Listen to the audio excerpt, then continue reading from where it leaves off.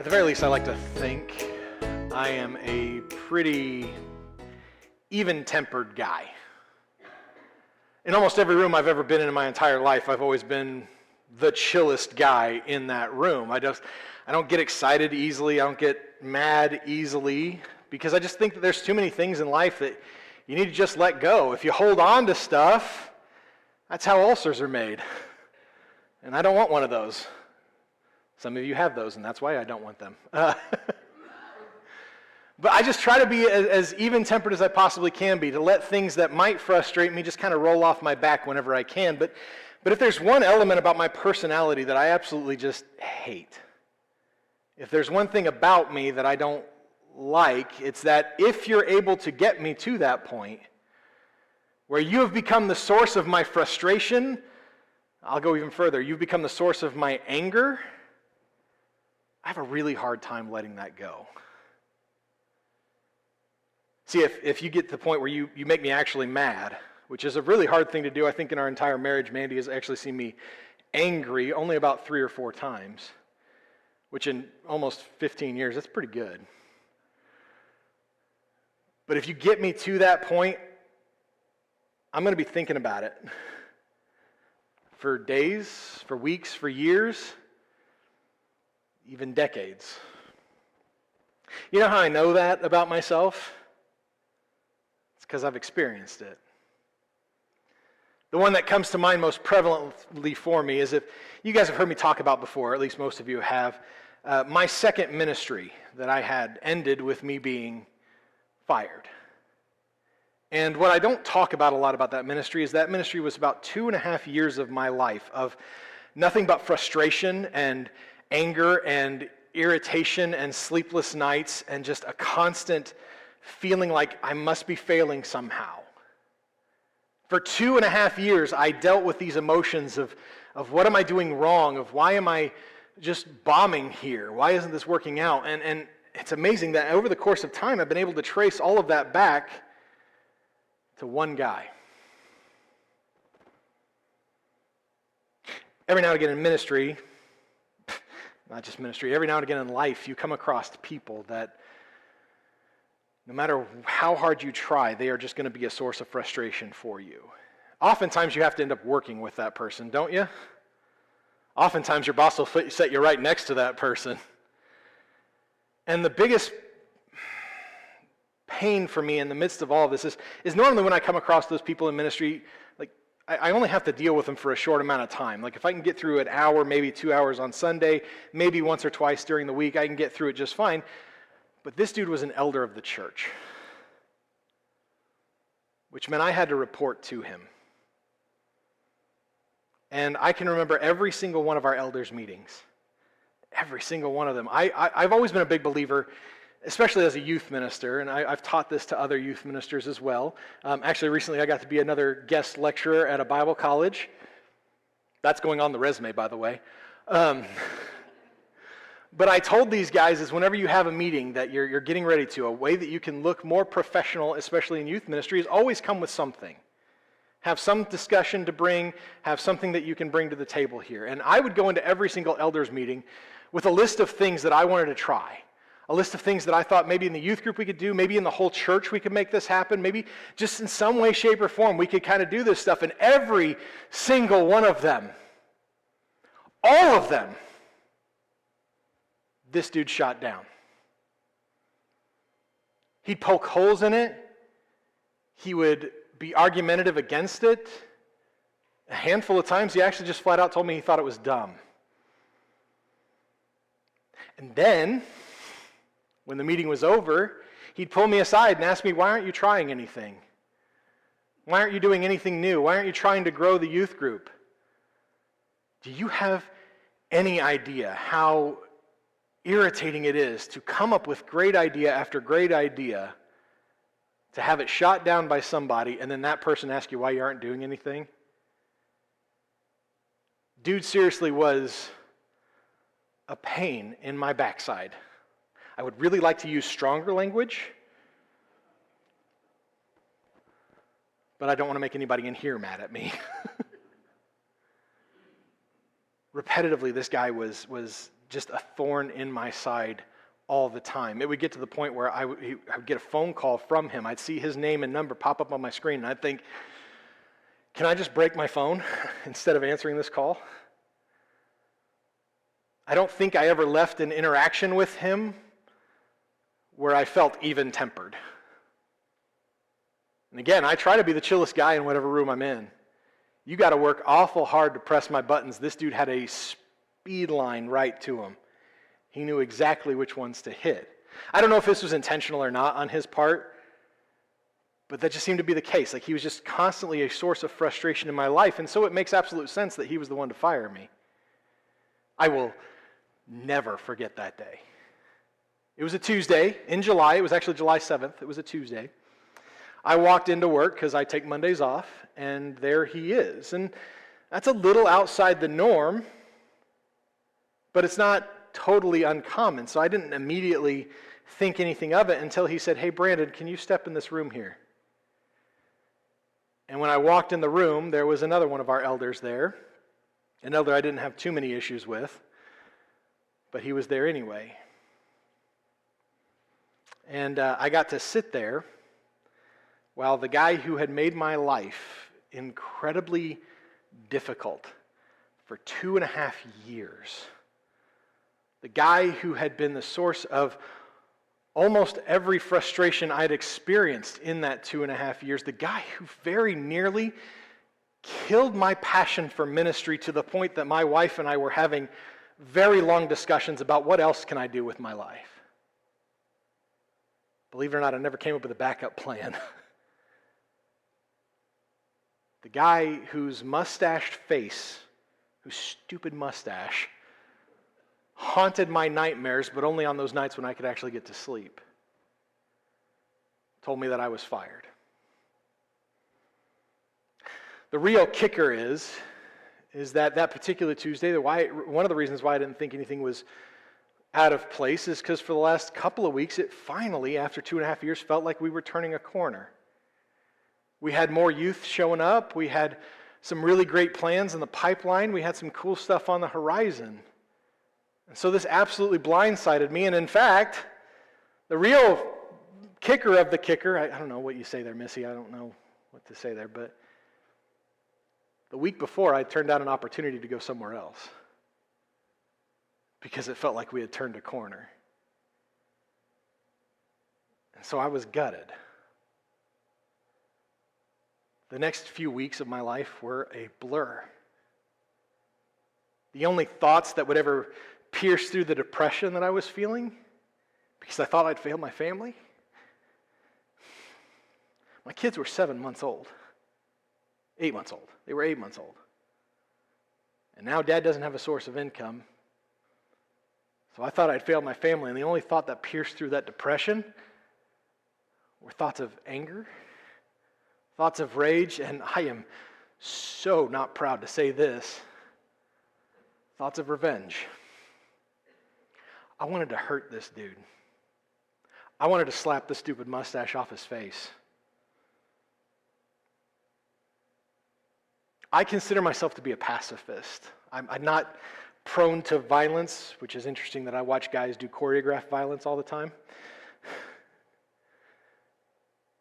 But I wanted to pass my fist across his face. I wanted to hurt him in the same way that he'd hurt me. I wanted to make his life as miserable as he made mine for 2.5 years. I thought that maybe when we left the area, when we finally moved away, that it would fade. It didn't. I thought that maybe when I'd get a new ministry and I'd get a chance to start over and I'd get another opportunity, another bite at the apple, if you will. I thought maybe it would pass. It didn't. I mean, it's not like I thought about the guy all the time, but when something would remind me, when somebody said or phrased something reminded me of him, I'm back in that moment. I'm back in that pain. I'm back in that hurt. I'm back in that anger. It's only recently, 10 years later, that I think that if I were to see him, I might be able to shake his hand. But I don't really know, to be honest with you.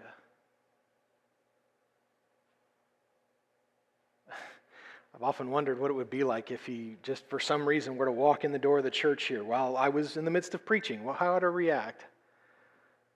What would my brain do? Would I be able to finally let go of this grudge that I've been holding on to for 10 years? Or would I be right back into that moment? There are few things in the world that you and I are better at holding on to than a grudge. I'm going to guess that while I was talking about this gentleman who made my life absolutely miserable, you probably had a few people cross your mind. People who've made your life a little bit more awful than it needs to be. Maybe it's a coworker, maybe it's a boss, maybe it's a member of your family. Somebody who has just made your life a little bit more difficult. And the thing about that grudge is that we're not ready to let that go anytime soon. Some of us will hold on to this for decades. We will find ourselves actively rooting against the person who hurt us. When something bad happens in their life, we may never say it out loud. Well, sometimes we might, depending on who's around us. But we're glad about it. We're glad that they got hurt. We're happy when they're miserable. Because there's a part of us that thinks that that's some semblance of justice. That because they hurt us, they deserve the hurt that they're feeling. We will carry that around us for a long, long time. We will cling to that grudge white-knuckled like it's a life raft and the Titanic just went down. And that if we let it go, we might drown. We will hold on to it so very much. You know I'm guilty of that because the story, 10 years of my life, angry at him, frustrated at him. We get to the point where we don't even know where to begin in letting it go because it's become a part of us. We've allowed the hurt and the anger and the frustration and the pain that this person caused us to become part of our identity. And so the thought of letting it go is not just difficult, it's even painful to think about letting go of the pain. But, and I think you know what I'm going to say, and I'm going to guess that there's probably a couple of you in this room or watching online or anybody who can hear my voice right now that really hope I don't say it. This is not how Jesus wants his disciples to live. I'm going to give you a spoiler about the rest of what we're going to talk about today. None of this is going to be easy for you. You know how I know? I didn't finish writing the sermon until Saturday afternoon because I couldn't. Because this wasn't easy for me. But Jesus does not want us to live our lives holding a grudge. He doesn't want his disciples to be the people who let things go. I know for myself that this is not an easy lesson for me. In fact, I'll go so far as to say out of all the priorities of Jesus that we have discussed thus far, all the priorities that we are going to discuss going forward, and all the priorities that frankly we're not going to have time to get through unless you want the series to go for about 75 weeks, this one's going to be the hardest for us to embrace. It is going to be the hardest one for us to wrap our arms around. It's going to be the hardest one for us to just finally give into it. Because forgiveness is hard for us. Understand, we absolutely love to hear about how we've been forgiven and about how God loves us and wants to give us his grace and wants to give us his mercy. We love those types of sermons because they make us feel good. They give us what I call the holy goosebumps. You know what I'm talking about? Just that like tingle up your spine that just makes you feel like, oh, God does love me. We don't like to talk about the other side of that coin. We don't want to talk about our need. Not suggestion, not thought. our need to be willing to forgive as we have been forgiven. Nobody wants to talk about that. And yet, it's something that Jesus talked about a lot. In fact, I maybe go out on a limb here and say that Jesus talked about this particular priority a little more frequently than he did a lot of the other ones. See, today we're going to be kind of jumping all over the map of what Jesus had to say because there's no one spot that perfectly encapsulates this priority. Like last week we did it with just 2 verses. This week I need a lot more. Because there's no just one spot. Jesus talked about this over and over again, and I think he did it on purpose. I think because he knew that this is going to be a hard one for us. That he knew that this is something that we're not prone to doing, that we're not excited to do. Right? I mean, say what you will about the other priorities. Like when I talked about we need to love over the law, we could all get behind that because, love is great. We love it. Love is cool. We wear t-shirts about it. We put signs up about it. We splash it all over the place, right? Last week, talking about service over self, we're a little less excited about that one, but we understand it. Yeah, we need to be serving other people. This one, I don't want to talk about it. But probably the place where Jesus is maybe the most poignant about our need to forgive, comes in Matthew chapter 5, and it actually comes right in the middle of the Lord's Prayer.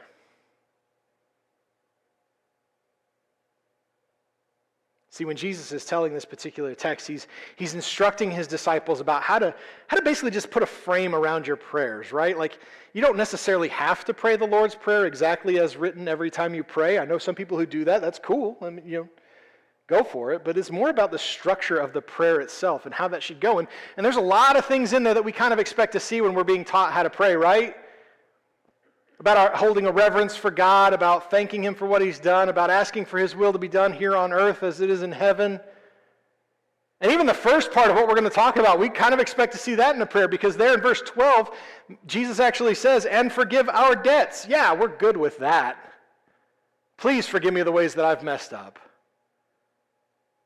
I think every one of us can recognize that we've screwed up a time or two, right? Nobody in here is perfect, except maybe Betty. So we're willing to acknowledge that, yes, I've messed up, and God, I need that forgiveness from you. But then Jesus does something really uncomfortable because he marries this particular thought with the rest of that verse when he says, as we also have forgiven our debtors. Notice the language there. Notice what Jesus says there. He says, have forgiven. Look, it's been a little while since I had an English class, but that's past tense. Maybe you got a slightly different translation because some other translations say, as we forgive. And it's not necessarily past tense, but understand the implication is still the same. That we are expected to forgive.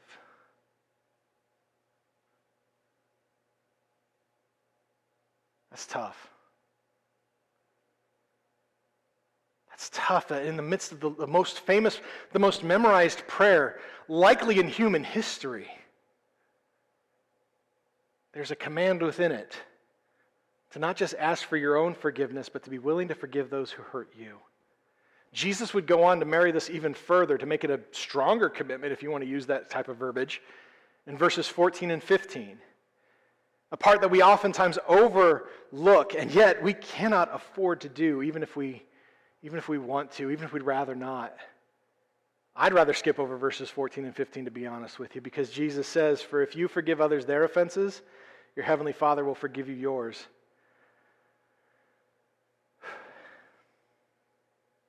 But if you don't, those 4 words just gut you, don't they?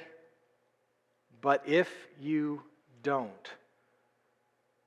Forgive others. Your Father will not forgive your offenses.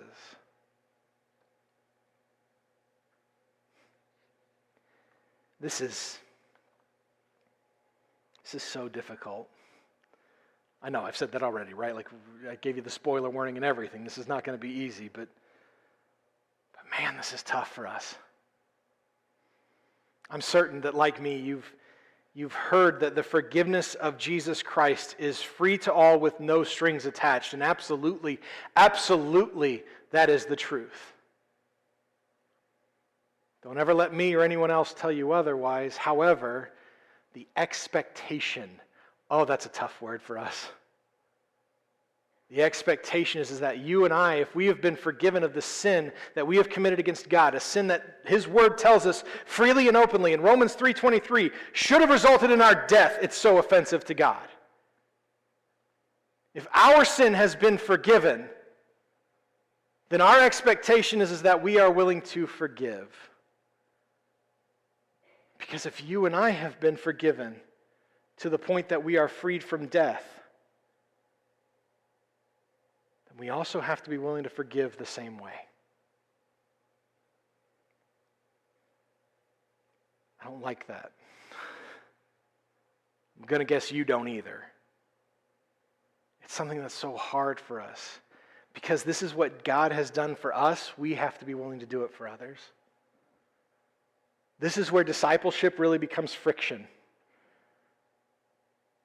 This is an area where God is kind of saying some stuff that, man, if your toes don't hurt right now, you're not listening. But Jesus goes on, because of course He does, right? Like, why can't we just let it stand here and just move on and kind of go talk about happier things, right? Where we can go skipping in the meadow with Jesus. No, He goes on. Because sometime later in Matthew chapter 18, Peter, because of course it's Peter, I love Peter, you know I love Peter, he's the Bible's biggest bonehead, I love the guy, probably because I resemble him a little too much. But Peter asked Jesus a question about the nature of forgiveness in Matthew 18. And this is literally just after Jesus has gone over some of the steps and the processes of how we're supposed to restore someone who has sinned against us. How we're supposed to get them back into the fold. If somebody has done something that has hurt us or hurt the church, this is how we bring them back. And Peter follows this up with a question that, I'm going to be honest with you, it would have been my question too. I may not have said it out loud because I wouldn't want to look dumb in front of everybody else, because it is a little bit on the elementary age side of questioning, right? And we don't like to do that, right? If there's something we assume that we should know, we don't ask the question even if we don't know the answer. Right? It's why I got a C in math a lot instead of a B plus or B or C plus, let's be honest. But Peter asked this question. It's a very simple question. He asks of Jesus in verse 21, Lord, how many times must I forgive my brother or sister who sins against me? As many as 7? Again, it feels like a very simplistic question, right? How many times am I supposed to forgive this guy? But I think there's a lot of nuance behind this. I think there's a lot of deeper meaning. I could be wrong here, but I think Peter might be thinking of someone specific. Someone who has routinely hurt him. Somebody who has routinely affected him. And so Peter's asking the question. He's asking more of a question of how many times should I forgive him before it's too many? How many times should a person be forgiven before I know that they're not serious about their attempts at restoring our relationship? How many times do I have to hear the words, I'm sorry, before I know they're really not? How many times do I forgive them before I write them off entirely? How many times am I supposed to forgive them before I know they're not worthy of my forgiveness? I think, and again, I could be wrong here, I think this is more of a question of self-preservation. I'll use stronger wordage. I think this is more of a question of self-protection. Peter is legitimately wondering, Jesus, how many times am I supposed to forgive them? because it's getting too painful. And it really hurts. When Jesus answers in verse 22, I tell you, not as many as 7, but 70 times 7. Now, real quick, I don't think Jesus is trying to implement math as a part of this, right? He's not suggesting that we have to start keeping a running tally, and once they hit a certain number, that's when we cut them off. The obvious implication that Jesus is making is that we have to forgive as many times as we've been forgiven. And I don't know about you, but even since I came to the cross, even since I became a Christian, even since I professed the name of Jesus and was baptized and had that cool experience of becoming a Christian for the first time, I've still messed up. Anybody else? Show of hands. Yeah. But have we been forgiven those times that we've messed up since then? Have you messed up just 7 times since then? Unless we literally just pulled you out of the baptistry, I'm guessing not. And so if we've been forgiven over and over again, this is again Jesus marrying this thought of how many times have we been forgiven? If God is willing to forgive us this many times, so should we.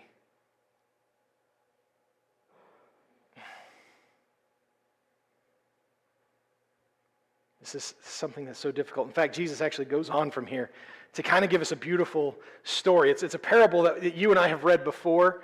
It's one that we've gone through before here in our time, so we're not going to go into it today. I really want to challenge you, though, later today, maybe when you stop thinking, well, Brandon's such a jerk for saying what he said at church today, go back and reread that parable. Go back and reread what Jesus has to say in the rest of Matthew 18. Trying to keep this context in mind of what it is that Jesus is trying to say here.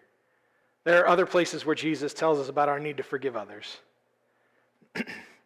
There are other places where Jesus talks about our need to let go of the grudges in our lives, of the pain that we've experienced. There are, of course, places that this lesson comes back up because, again, Jesus probably knew this wasn't going to be easy for us. I have the sneaking suspicion that Jesus had this many times where he talked about this particular notion because he knew how hard Brandon would have with this.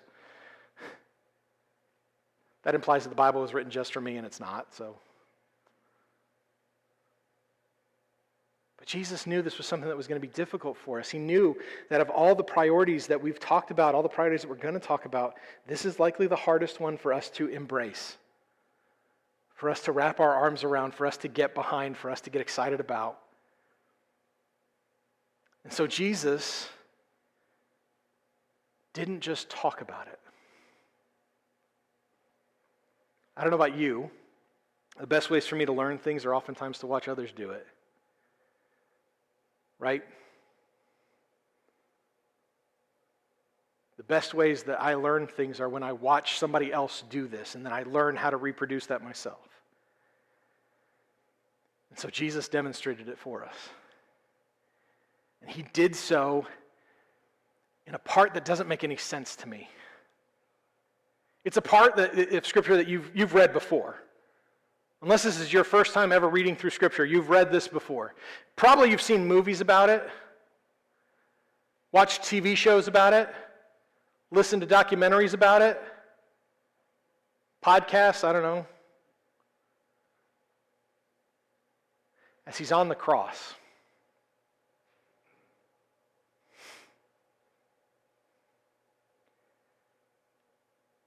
as Jesus is hanging on the cross, as the plot that these Pharisees, these Sadducees, these religious leaders, these chief priests, these misguided men,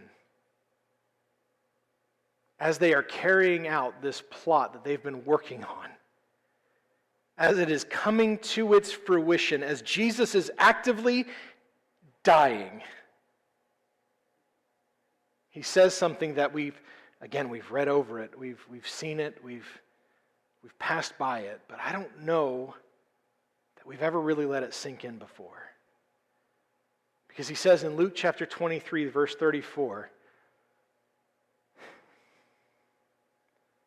Father, forgive them, because they don't know what they're doing. These men have lied about him. They've conspired against him. They've paid off one of his friends to betray him. They have manipulated the crowd against him. They've done so with the express intent of killing him. And while he is in the middle of this hurt being inflicted on him, while he is in the middle of experiencing not just the worst physical pain imaginable, believe me, go back, look at some of the historical records of the cross. It's a hugely painful way to die. But he's also experiencing an emotional pain that we can't begin to fathom. I'll go deeper. He's experiencing a spiritual pain. He is being hurt in every way that a human being could ever possibly be hurt. And instead of holding on to a grudge, instead of praying that God would send a curse down on them, which I would probably do, instead of praying that God wipe them off the map, instead he prays for their forgiveness. Jesus knows how the story ends. He knows how this is all going to go down. He doesn't wait until after the resurrection. That would kind of make sense to me. Right? Wait till the moment's over and then forgive them. He doesn't wait for time to pass. He does it in the moment. While this hurt is being inflicted on him, he is already forgiving them. He is already letting go of that grudge. He has already dropped the weight of it. And I think he did so to prove to us that it can be done regardless of the pain, regardless of the way that we've been hurt. This is huge. Have you ever really considered that? You've read that statement before. You've probably seen it in a movie. You've heard about this. Have you ever really thought about that? Have you let that sink in? That here's Jesus hanging on the cross, and the one prayer that he gives, well, okay, not the one prayer, but he does later pray, Father, into your hands I commit my spirit. But the one prayer he prays for these guys is that they be forgiven. That pain get dropped. Understand, this did not make the injustice against him any less severe. It did not make the hurt that these men were inflicting on him any less painful. But even as he's in the midst of it, he is able to extend to them something that you and I probably never would. He's able to give them grace. He's able to forgive them. And he expects his followers. Now, we're going to use a stronger word. He expects his disciples to do the same. To be willing to forgive in the same manner that he forgave. To be willing to let go of the grudge and instead offer grace. If God is willing to forgive us the sin that his word clearly states should lead to our death, and he's willing to forgive it up to the point that it would cost his own son his life, then the expectation is that you and I are willing to forgive those who hurt us. But before we press on, before we talk about how we get started on that path, because I don't think we know how to get started on this path, do we? But before we get there, I do want to point out something else. At no point in any time of Jesus' talking about our need to forgive others, at no point when Jesus tells us that we have to forgive as we've been forgiven, at no point does Jesus tell us that we give them a chance to hurt us again. Right? Depending on the person, some of that may just be natural fallback. But Jesus does not say, forgive and then give them another opportunity to hurt you. God is not unsympathetic to our pain. There is a way to forgive someone and still keep them at arm's length. There is a way to let go of your grudge and not get an opportunity to pick it back up. There is nothing in the world wrong with being able to say, I forgive this person, but I'm keeping distance. I'm keeping my space from them. But we still have to forgive. Because Jesus prioritized grace far and away over the grudges that we hold. And he expects his disciples to be willing to do the same. So the question becomes, how do we get started on this path? Right? How do we learn to drop a grudge that we've maybe held on to for years? How do we let go of a grudge that has become a part of who we are? Right? Again, some of us, we're so ingrained in the grudges that we hold on to that it is part of us. Some of you have changed elements of your life because of that grudge. Am I wrong? So how do we get started? We know that Jesus wants us to forgive. We know that he wants us to let go of that grudge. How do we get started on it? Well, we're pretty lucky. Because believe it or not, Jesus gave us a guidepost, a way to kind of get started on this path. And he did so in Matthew chapter 5, verse 43. And I can't help but find it interesting. It goes all the way back to the first priority we've talked about. That's where it starts. It's amazing. We talked about how we were supposed to love first. And Jesus starts off with, love your enemies. And then Jesus does this great thing too, where again, he marries an idea that doesn't necessarily seem like it fits there, but it does. Because he says, and pray for those who persecute you.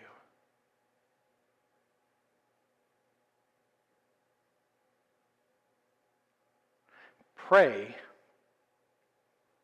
for the one who's hurt you. Pray for the person that started that grudge to begin with. And I'm going to go, again, out on a limb here. I think I'm pretty right here that Jesus is not praying that they get car trouble or that they get violent diarrhea or that they get all the stuff that you and I might pray for them. Right? My senior minister in my last church, Gary, he told me one time that whenever somebody cuts him off in traffic, he prays for them, but he prays that they get, I'm not going to say that word again because I know it makes some of you uncomfortable.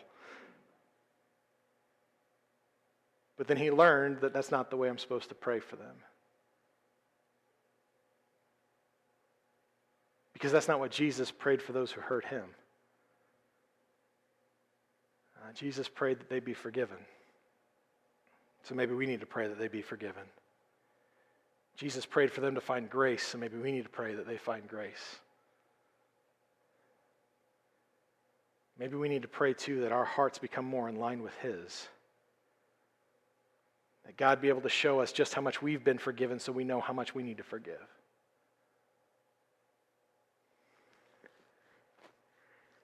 I really hesitate to share this with you. I don't know, because maybe it's just I feel like I'm too exposed. Maybe it's because it's kind of a raw nerve for me right now. Or maybe it's because I'm concerned that maybe you're just going to roll your eyes at it or say, well, he's the preacher. We expect him to say stuff like that. But I did this week. See, I got this really annoying voice right here in the back of my head that tells me that as a preacher, I'm supposed to practice what I preach. Sometimes it's a pain. Sometimes it's not, right? I mean, there's sometimes where I get to preach about stuff that I don't wrestle with, and it's awesome. I love those. This week it had to yell at me. In fact, I didn't want to tell you the story about the guy who I had the anger issue with. I wanted to talk more about maybe how Larry Bird and Magic Johnson were eventually able to get past their grudge that they had and develop a friendship with each other. Because it's me and you know who I am. I wanted to talk about how Bret the Hitman Hart, one of my favorite professional wrestlers of all time, was finally able to get over the grudge of the Montreal Screwjob If you don't know what the Montreal Screwjob is, look it up later. Sometimes what happens behind the scenes in pro wrestling is way more interesting than what's on the screen. But God kept telling me, no, you got to do this. And so that meant that I had to pray for him. I didn't want to. In fact, I started off the whole prayer like a petulant child, saying, God, I don't want to do this. But because your word tells me I have to, I guess I will. Really great way to start off a prayer with the God of the universe, right? The one who spoke all of creation into existence, that if he decided, I don't like your attitude, smite.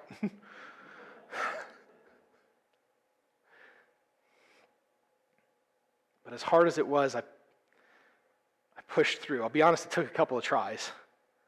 The first time I actually tried, I had a visceral reaction. I know, that sounds nuts, right? Like, I literally started dry heaving.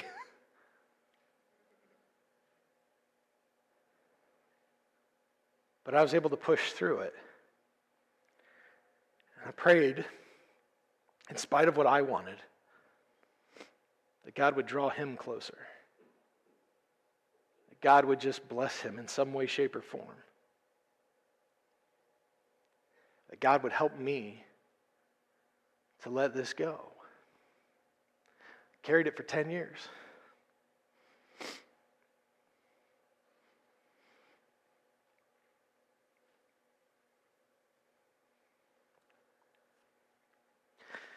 Can I tell you the next morning I woke up more refreshed than I have in years. I felt like a weight had been lifted off of me. I don't know why it surprised me. Because when we hold on to grudges, all we do is weigh ourselves down.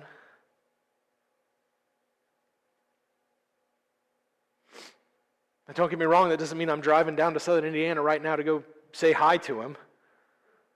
That ain't happening. But just getting started on that path helped me to let go a little bit more. I probably still got some work to do. Right? Because just like you, I'm trying to figure out this whole discipleship thing too. I probably still got some work. I don't know that one prayer is going to be the end of it. That'd be great if it was, right? Wouldn't it be great if you could just pray for something one time and it just fixes everything? God, please fix the economy. Boom, we're all rich. That'd be fantastic. But I think it started me on a path. And it started, honestly, whenever I came to realize that maybe Jesus meant it when he said that we're supposed to forgive the way that we've been forgiven. Maybe, just maybe, when Jesus hung on that cross and said, Father, forgive them, he was showing us. He was demonstrating for us, this is how you do it. It was not easy. I'm going to guess if you try it later today or tomorrow or whenever you feel ready for it, you may have a visceral reaction. Hopefully not dry heaving. I hate dry heaving. It's the worst thing in the world. Either throw up or don't.